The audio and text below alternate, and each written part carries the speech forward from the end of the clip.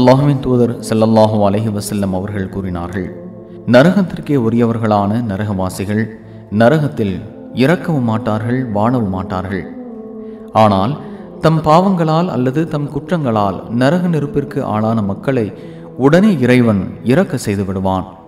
அவர்கள் எரிந்து கரிக்கட்டையாக மாறிவிடும்போது அவர்களுக்காக பரிந்துரை செய்ய சொர்க்கவாசிகளான இறை நம்பிக்கையாளர்களுக்கு அனுமதி வழங்கப்படும்.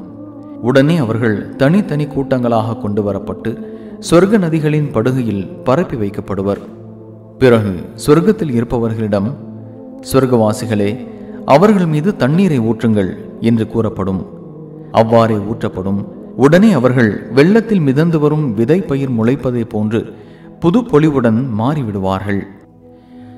சஹீஹ் முஸ்லிம் 306.